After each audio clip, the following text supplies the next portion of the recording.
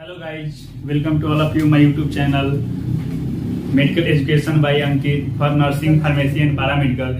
जैसा कि इसके पहले वाले वीडियो में हम लोग देखे थे लिम्फेटिक सिस्टम के बारे में, उसमें इंट्रोडक्शन देखे हैं लिम्फेटिक सिस्टम का। लेकिन आज के हम लिम्फेटिक ऑर्गन के बारे में बात करेंगे, जिसका स्प्लीन है। ठीक है, स्प्लीन के बारे में हम लोग स्ट्रक्चर और फंक्शन इसका देखेंगे। अगर आप इस वीडियो पर नए हैं तो प्लीज डिस्क्रिप्शन में मैंने लिंक दे दिया है, इसके पहले वाला इंट्रोडक्शन वाला वीडियो देखना जरूरी है, ताकि आपका जो भी कंसेप्ट है वो क्लियर आएगा। ठीक है, तो आइए हम बात करते हैं टॉपिक पे। आज का टॉपिक है spleen. Spleen is the largest lymphatic organ and highly vascular organ. ठीक है, इसका इंट्रोडक्शन है। ये क्या कर रहा है कि largest lymphatic organ and highly vascular organ.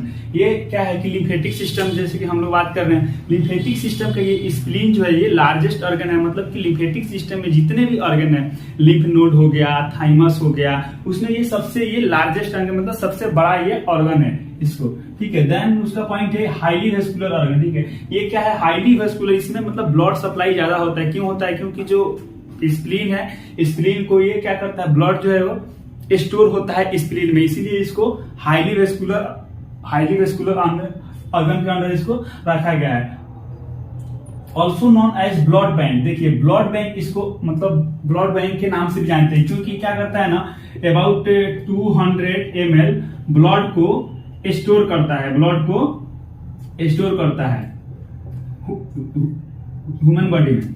अगर अपने लाइफ में बहुत ऐसा सिचुएशन आता है, जैसे कि हाइपोवोलेमिक शॉक हो गया या हेमरेजिक कंडीशन हो जाता है। ठीक है, उस कंडीशन में क्या होता है, स्प्लीन जो ब्लड को स्टोर करा रहता है ना, तो उस कंडीशन में वहां ब्लड जो स्टोर होता है वो सप्लाई होने के काम करता है। इसीलिए इसको क्या करते हैं, ब्लड बैंक। बैंक मतलब बैंक से नाम से जानते हैं कि बैंक क्या है, जैसे कि पैसा हम जमा करते हैं, वैसे यहाँ पे ब्लड लगा हुआ होता है, ब्लड बैंक। जैसे कि ब्लड बैंक के नाम से जानते हैं कि मतलब स्टोर करके रखता है ब्लड अपने बॉडी में, इसलिए इसको ब्लड बैंक के नाम से जानते हैं। और ये हाईली वेस्कुलर होता है। ठीक है, ये ह्यूमन बॉडी का हम बताएं आपको, अगर जो कैमल होता है, जो ऊंट की बात करें, तो उसमें ऊंट के 30% जो ब्लड उसके बॉडी में जितना भी ब्लड होता है, उसके 30% ब्लड जो है उसके स्प्लीन में स्टोर रहता है। क्या में? कैमल में होता है। ठीक है, लेकिन हम ह्यूमन बॉडी की बात कर रहे हैं। ठीक है, अगर इसका मेजरमेंट का देखें तो इसका जो लेंथ होता है वो 12 सेंटीमीटर होता है। अगर इसका विड्थ देखें तो 7 सेंटीमीटर होता है और 3 सेंटीमीटर इतना इसका थिकनेस होता है। और इसका लोकेशन देखें तो क्या होता है, लेफ्ट साइड में स्टोमक और डायफ्राम के बीच में होता है, लेफ्ट साइड में होता है। ठीक है, नेक्स्ट पॉइंट देखते हैं स्ट्रक्चर ऑफ स्प्लीन। ठीक है, इसके बारे में हम देखते हैं, जैसे कि यहाँ पे है स्प्लीनिक आर्टरी है, यहाँ से ऑक्सीजनेटेड ब्लड सप्लाई होगा, और स्प्लीनिक वेन मींस वहां पे वेस्ट के डीऑक्सीजनेटेड ब्लड जो है वापस आएगा। इसमें देखिए इसका स्ट्रक्चर देखते हैं। इसका जो आउटर जो लेयर है उसको बोलते हैं सेरस कोट, मीन इसको पूरा कवरिंग कर रहता है स्प्लीन को, उसको सेरस कोट बोलते हैं। उसके अंदर कुछ कैप्सूल प्रेजेंट होता है। कैप्सूल ये प्रेजेंट होता है जो कि डेंस कनेक्टिव टिश्यू से ये बना होता है, made of the dense connective tissue. ये एक दूसरे से कनेक्टिव टिश्यू, एक तरह का कनेक्टिविटी प्रोवाइड करता है, और ये भी एक तरह का क्या प्रोटेक्शन प्रोवाइड करता है स्प्लीन के। ठीक है, देन है इसका एक जो ये जो आप स्ट्रक्चर देख रहे हैं, ये इसको बोलते हैं ट्रेबिकुलाई बोलते हैं। ट्रेबिकुलाई के अंदर जो है ये 2 पार्ट्स में डिवाइडेड रहता है। जैसे कि एक फर्स्ट में हो गया क्या है, ये रेड पल्प बोलते हैं, और सेकंड होता है उसको व्हाइट पल्प के नाम से जानते हैं। देखिए, और इसको क्या बोलते हैं, पूरा मेनली को ये जो है ट्रेबिकुलाई के जो पूरा बोलते हैं उसको लिम्फेटिक टिश्यू बोलते हैं, और कंसिस्ट ऑफ लिम्फोसाइट। देखिए, लिम्फेटिक टिश्यू बोल रहे हैं उसको, क्या उसका अंदर है लिम्फोसाइट्स कंसिस्ट कर रहा है। ठीक है, लिम्फोसाइट्स के मतलब हो गया कि जैसे कि WBC, और WBC को लिम्फोसाइट्स के नाम से जानते हैं, आपको पता है। यहाँ पे जो इसमें व्हाइट पल्प है उसमें क्या करता है कि WBC वहां पे एक्टिव रहता है, और मैक्रोफेजेस का वहां पे काम करता है। जैसे कोई भी हमारे ब्लड में अगर कोई पैथोजन एंटर कर रहा है, इन्फेक्शन कॉज कर रहा है, तो क्या होगा कि जब स्प्लीनिक आर्टरी के द्वारा जब स्प्लीन में जब ब्लड सप्लाई होगा तो वहां पे क्या है, व्हाइट पल्प जो है, व्हाइट पल्प के अंदर क्या काम हो रहा है, मैक्रोफेजेज हो रहा है। ठीक है, मैक्रोफेजेज हो रहा है मतलब कि बैक्टीरिया को इनगल्फ करेगा, बैक्टीरिया को डिस्ट्रॉय करेगा और बैक्टीरिया को किल करेगा, इसीलिए इसको व्हाइट पल्प के अंदर ये मैक्रोफेजेज को अंदर में हम लोग रख रहे हैं। देन है रेड पल्प। क्या है रेड पल्प, जैसे कि red filter the blood of antigen. देखिए यहाँ क्या है, एंटीजन को फिल्टर कर रहा है और यहाँ पे लिखे हुए हैं माइक्रो ऑर्गेनिज्म।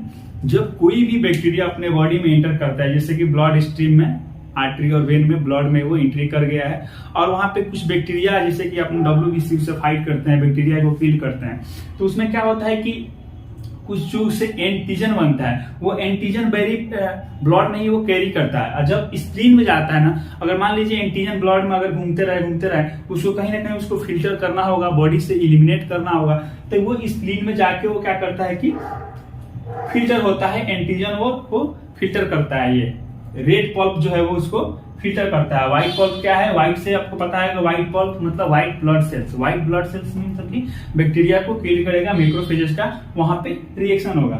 और इसका अगर देखा जाए, देखिए क्योंकि एक तरह से क्या है, मैक्रोफेजेस है, मैक्रोफेजेस मतलब कि बैक्टीरिया को किल कर रहा है, मतलब कि अपना डिफेंस मैकेनिज्म का भी काम कर रहा है। तो हमारे बॉडी में बहुत ऐसा तरह का कुछ इन्फेक्शन होता है, जैसे कि लिवर सिरोसिस हो गया या मलेरिया हो गया, बहुत सारे ऐसे ब्लड में इन्फेक्शन होता है ना, उसके चलते ही क्या होता है, स्प्लीन जो है वो इनलार्ज होता है। ठीक है, जिसको बोलते हैं स्प्लीनोमेगाली। स्प्लीन का तो आपको पता है कि स्प्लीन के हम बारे में पढ़ रहे हैं, और मेगाली के मतलब हो गया कि बड़ा हो जाना, बिग साइज हो गया।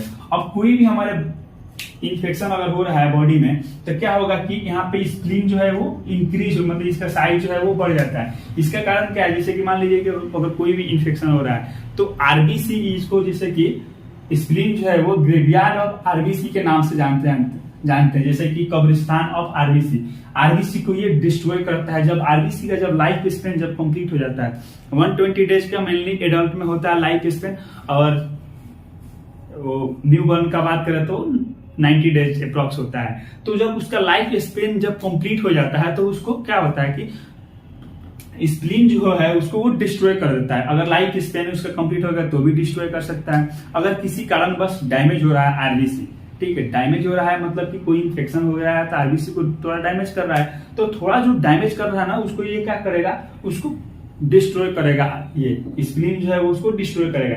इसीलिए अगर मान लीजिए मलेरिया का हमने एग्जांपल लिया, मलेरिया अगर हो रहा है तो उसमें क्या होगा कि आरबीसी कुछ डैमेज हो रहा है तो ये स्प्लीन जो है उसको डिस्ट्रॉय करेगा। इसी के चलते ये स्प्लीनोमेगाली होता है, मतलब स्प्लीन के जो नॉर्मल साइज इनसेप है उससे बड़ा हो जाना, उसको बोलते हैं स्प्लीनोमेगाली के नाम से जानते हैं। ठीक है, देन क्या है इसमें कि एक तरह का ये डिफेंस मैकेनिज्म में भी एक तरह का काम किया। उसके बाद से ये ब्लड का जो स्टोरेज का भी काम करता है। आप व्हाइट पल्प और रेड पल्प में, उसमें दोनों में डिफरेंशिएट है, और इसका नेक्स्ट सेशन में हम अभी इसको फंक्शन में देखेंगे।